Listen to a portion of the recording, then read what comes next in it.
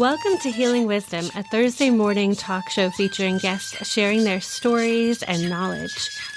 We discuss the healing aspects of the arts, metaphysics, social justice, and adventure through all types of terrain. So join me, Pandora Peoples, here on WOMR 92.1 FM in Provincetown and WFMR 91.3 FM in Orleans. We're streaming worldwide at WOMR.org. Our theme music is provided by Mason. You can find her website at masonmusic.com. That's MAESYN. Hello out there. I'm happy to be here with my guest today, family medicine MD Alexander R. Johnson and licensed marriage and family therapist Angela Porter. Today we're discussing what they do through the Breema Center. We're talking about somatic therapy, integrative family medicine, and the Breema principles and philosophy. So welcome, ladies. Thank you so much for being with us today. Tell us what the Breema Center is, what it offers, and its philosophy. Angela, you're joining us from the Black Forest. Well, it's really wonderful that people have become interested again in bringing the body back into the more conventional, traditional healing in terms of therapy, and treating trauma, which is what I do primarily. I'm a trauma specialist and somatic therapist, and Breema is the primary modality that I practice. And the emphasis in Breema is not so much on doing something for the patient or the client, but it's really about the practitioner. Breema is the art of being present, and we teach it. So I'm here at our center in California, and where we have Breema classes, workshops. Angela's participating in one in Germany right now, so all around the world.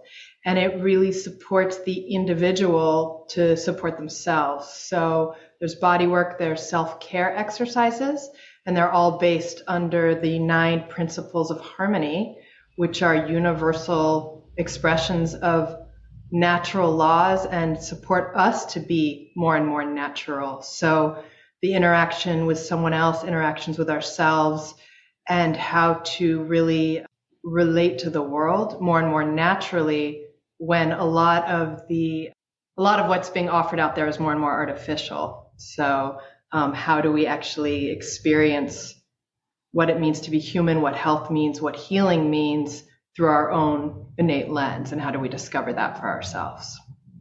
And essentially, the body has an instinctive healing wisdom, and that when you separate the body and mind, as we have ever since the quote unquote Enlightenment era, where everything was about, so what is I think, therefore I am, and really began to separate the mind and body, well, then we lost an orientation towards being a little bit more unified in ourselves, where we actually have access to an instinctive wisdom. The body knows how to heal itself, and with the support of the energy and the attention of the mind. In Breema, really, we look at healing as bringing the mind, the body, and the feelings or the emotional center all to function in harmony with each other. And that when we can do that, that we actually are in contact with our instinctive wisdom. And we're more conscious and more conscientious. And so it's almost like returning us to our birthright, our most natural state. So it connects you with your most authentic self, mind, body, soul. It's a bridge to help us become more integrated. So I would love for you to talk about the roots of this technique.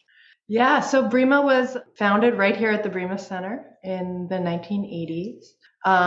It was based on a practice of an individual that had really been a personal and community practice, and he came and got together with John Schreiber and some of the senior instructors currently at the Breema Center, and they created what we're now teaching really for the first time as Breema bodywork, self-Breema, and the 9 principles of harmony. And that was, as Angela said, in response to a need to bring the body back into healing in a certain way. How do we have all these concepts of how to relate to ourselves, how to relate to the world, but concepts don't get us very far. They're very limited. And so by returning it to the body, we can actually have a direct experience of what's needed, which helps guide us.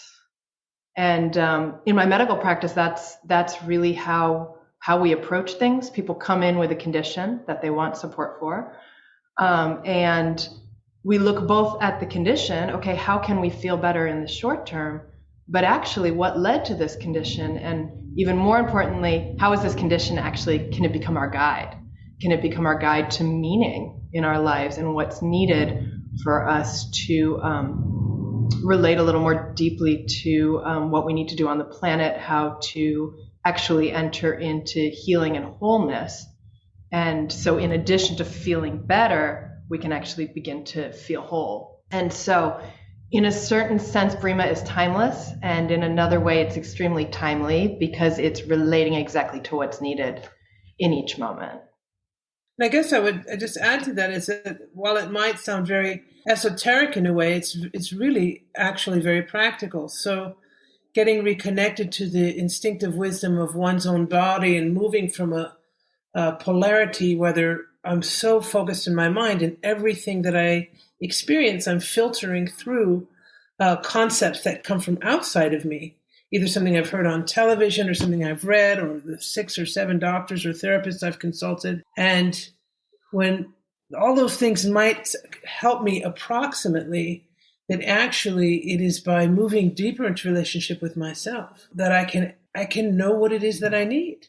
And I can actually know from the inside out what's working and what's not working. And then I might actually even have a different relationship with my experience. You know, whether it's some psychological distress or physical distress, the more I'm in a state of balance and the more connected I am and in relationship with myself, the more instinctively, intuitively I am going to relate to myself from a place that's more whole and more complete rather than fragmented or disconnected. Very cool. So I love this approach because it sounds so individualized, right? If you're using your intuition and you're honoring yourself and your own journey and your own path, it's less about the exterior and wanting to meet these certain expectations or guidelines or something outside of ourselves. It's really working with what we have. So also, I think a lot about when we're children, how we just naturally move to soothe ourselves and we naturally make sounds to soothe ourselves.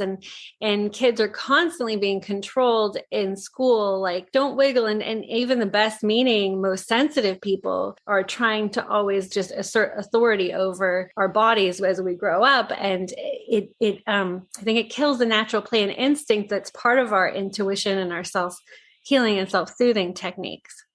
Yeah, we get increasingly disconnected. And if you look at all of I'm not going to go into some huge philosophy here, but as I look at the imbalances that are in the world right now, whether it's war, whether it's disease, they all really are the outcome of an increasingly disconnected society, disconnected from each other, disconnected from ourselves, disconnected from our bodies. And we're imposing these ideas on ourselves without any real understanding of what the outcome of that will be. And so moving in the direction of simplifying and becoming more connected to the body, more unified, more whole, as you said a few seconds ago. Well, in my experience anyway, in working with people that are psychologically and emotionally distressed, that is certainly the direction to move in. Yeah. And as Angela said, very practically, we do workshops. So we do workshops and classes with other practitioners, people in the healing professions. And I remember when I first started studying Breema, I wanted a bodywork to be a doula. I was doing a doula training at the time. I also was in this just emotional turmoil from things that were happening in my life. And I came to class. I just remember coming to class and we learned Breema in terms of the sequences. So we were working on a foot sequence. And when I put my hand on my partner, I saw so much about myself, about how much when I'm relating to someone else, I'm just lost in my own thoughts and concepts and ideas and agenda. And Breema has this way of shining a light on that with this principle of no judgment. Like nothing that I brought into class was a problem, but it was also not needed in that moment. So as I leaned on my partner's feet, I just saw, oh, the more relaxed I am, the more comfortable I am.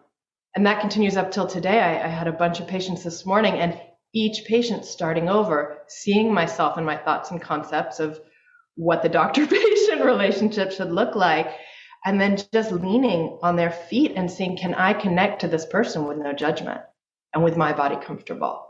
And then trusting that becomes mutual support. And that little by little, in this very practical way, I make myself more comfortable, my community, and that's what spreads to the world. So as you said, Pandora, the wholeness actually begins to outweigh the fragmentation in a really fun way, like children playing, like discovering that aspect of children playing. Right. I mean, so many of us get stressed out, have a lot of stressors, and that just keeps us from being fully present to other people and to ourselves. We talk a lot about confidence, but we should probably be talking about relaxation, because doesn't it all come from that centered place? Interesting question. Relaxation is absolutely the key, because when I can relax, really beginning with the mind, and this is the emphasis of Breema with the 9 principles.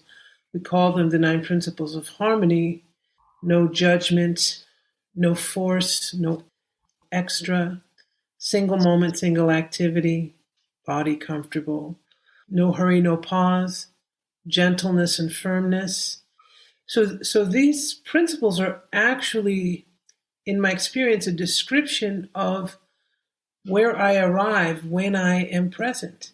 And what is meant by presence is when my 3 centers, my body, mind, and feelings, it's like tuning an instrument, are in harmony with each other, then I experience a taste of myself being present. And in that harmonious state, I become receptive. And I become included in a larger experience of myself. And so relaxation is absolutely the beginning of that, letting go of all my concepts, which is not easy, which is why we work so much with bringing the mind. It's almost meditative in a way, bringing the mind to the body and working with these principles, because we have a lot to let go of. Our expectations about how things should be, our kind of fundamental conditioning, which we don't have a lot of control over. And so much of that, our attitude, determines our relationship with life. And that has a lot to do with illness and imbalance in the body and in the psychology. And now we're talking like for generation after generation after generation, these patterns are being passed forward genetically. And so we don't even have a choice whether we act them out or not. A big part of healing is a recognition, as Alexandra was saying. I can start to actually see how it is that I am, how it is that I move through life with that principle of no judgment and having some acceptance, bringing the mind to the body again over and over and over again. I start to build a little plateau where I can experience myself from a different place. And then I begin to actually digest all those old habits and patterns. I see that I don't need them. And slowly, I begin to transform my relationship with myself and thus with life. If you're just joining us now, we're speaking with Alexandra Johnson and Angela Porter, both somatic therapists at the Breema Center. Angela, a marriage and family therapist, and Alexandra, a medical doctor in family medicine. You're sort of metabolizing your own stuff instead of feeling like you need to reject it. You're processing it, and then it's transforming. Yes. That's right, because so often people come in with different conditions, fatigue, anxiety, depression, and they're fighting it. You know, we're all fighting the state that we find ourselves in. And so in Breema, we don't fight.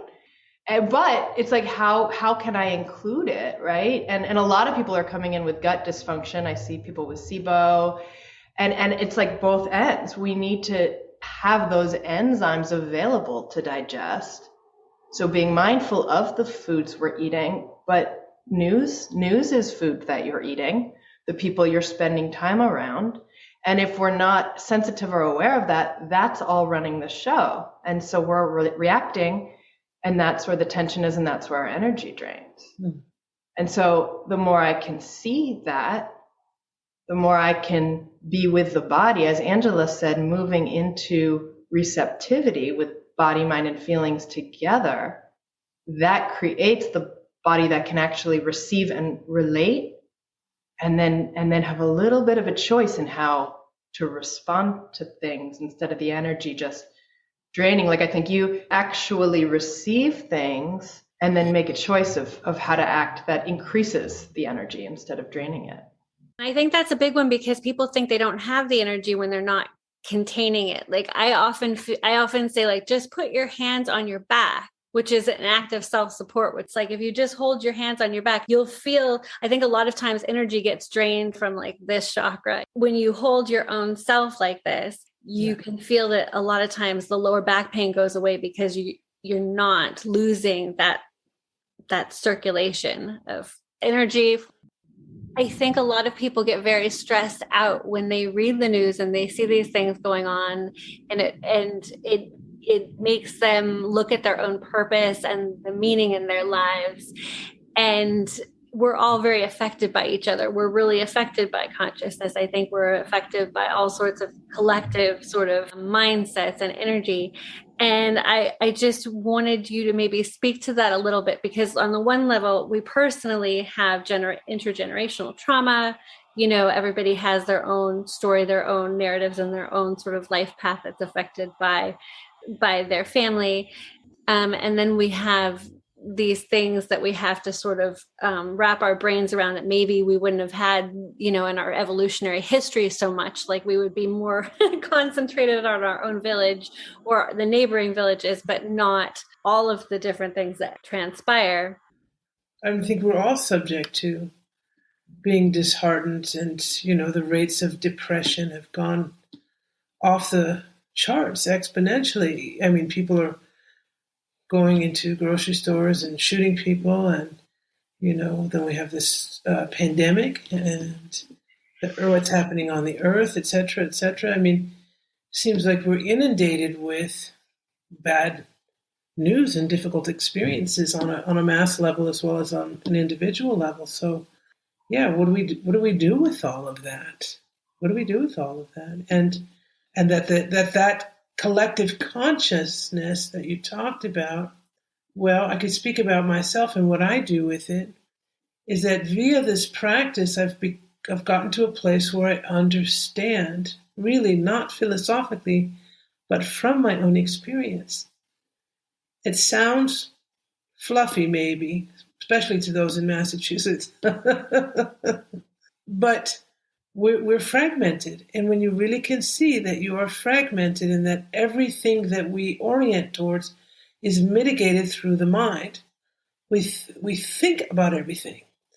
And this comes from being separated from ourselves. So the mind, when it's functioning alone, absorbing news, thinking about events of the world, this is the mass consciousness.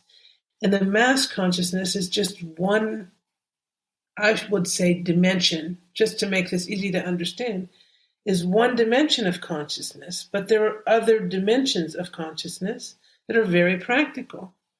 So just like in that exercise that we're rubbing our hands together, so simple, breathing and experiencing the weight of the body, or putting the hands on the kidney and experiencing the breath. When I do that, I start to collect myself because my mind is now with my body. And you experience this all the time. People go running or they do something physical and it brings their energy, their attention back to be with the body. I'm a little bit more unified here. I'm a little bit above kind of that mass unconscious flow that you were talking about, where I'm just swimming. You know, Einstein said you can never solve a problem at the same dimension that it was created. Well, all of these problems are created in disconnection. So how can we solve them there? We can't. So I can begin by getting a little bit more connected to myself. And as soon as I do that, I have a little bit of a different relationship. Just coming and focusing on my breath for a minute. I have a little bit of a different relationship. I'm not now drowning in it. Maybe I'm floating a little bit above it, you know. And then when my feelings or emotional center comes in, when I'm harmonized, my flute, my instrument, is now harmonious. It's not discordant. And so, at least into myself, my relationship with myself is a little bit more harmonious. And thus, my relationship with life is a little more harmonious because in truth, we're not disconnected.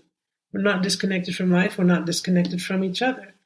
So rather than trying to go from outside and me make you believe what I'm saying is so amazing and great, and you better do this, Pandora, so that your life will be better, I just do it for myself.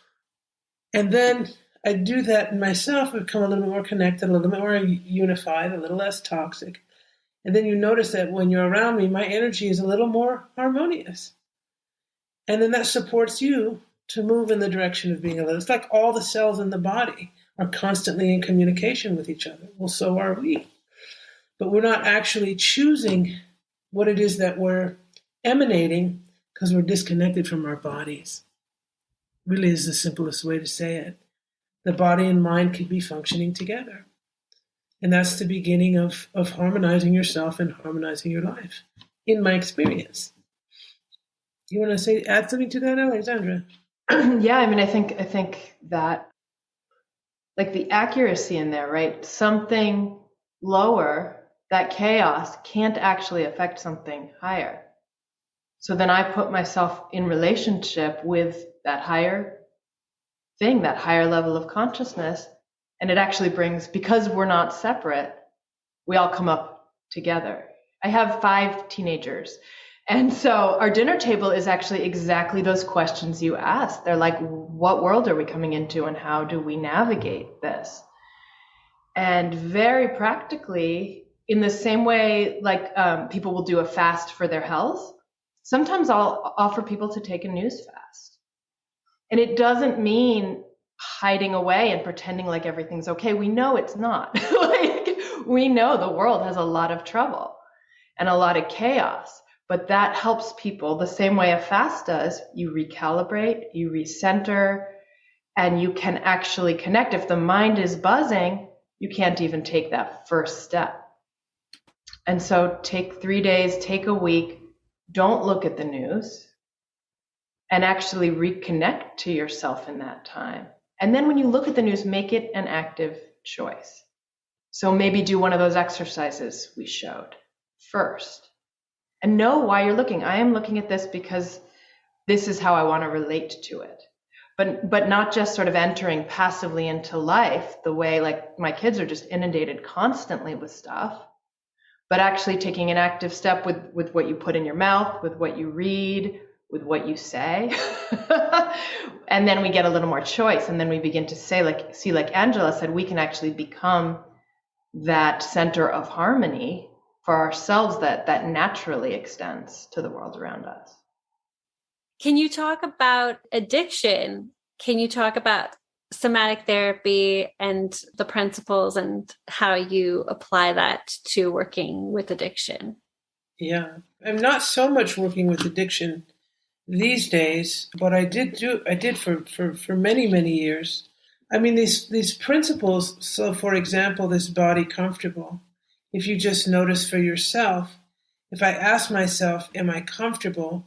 Well, the first thing I noticed when I heard that principle is that no one ever asked me that in my whole life.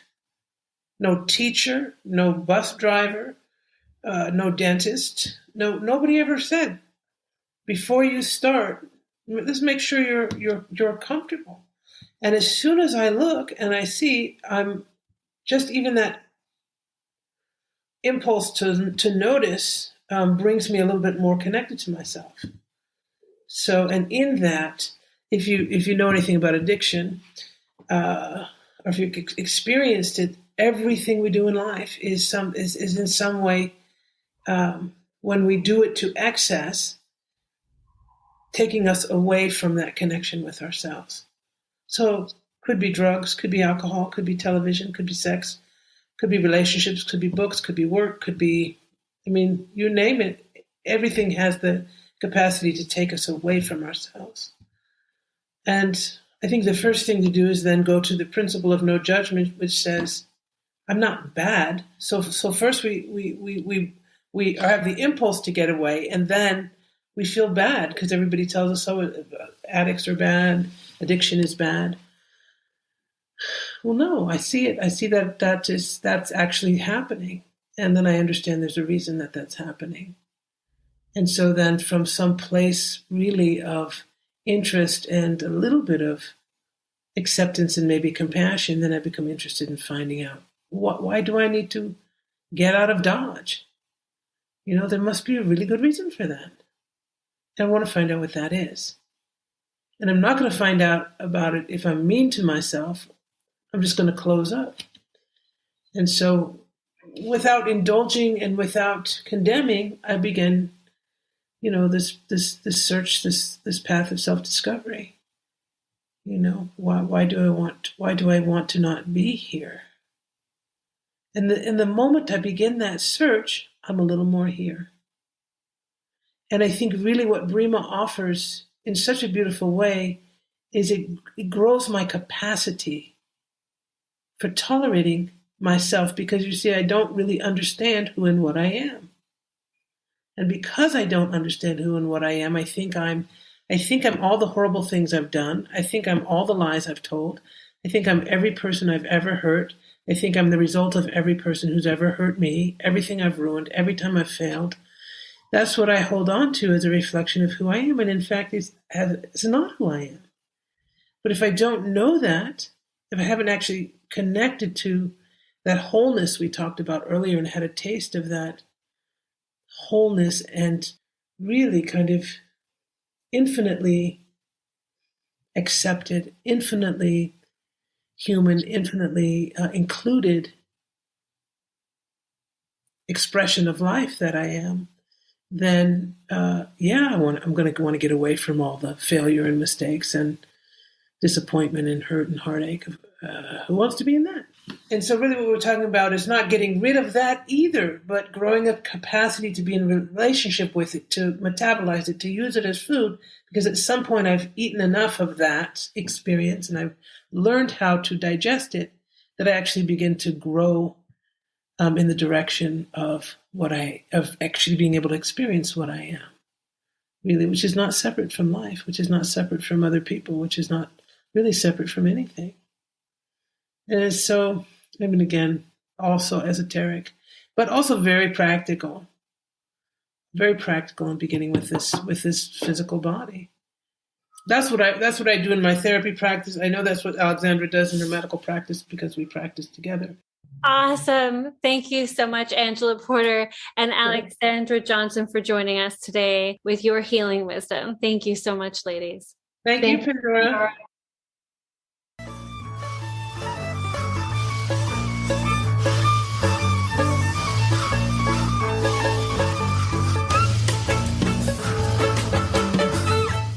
You've been listening to Healing Wisdom at Outermost Radio. All of our shows are podcasts at WOMR.org. Also check out healingwisdomradioshow.com and contact me at pandora@WOMR.org.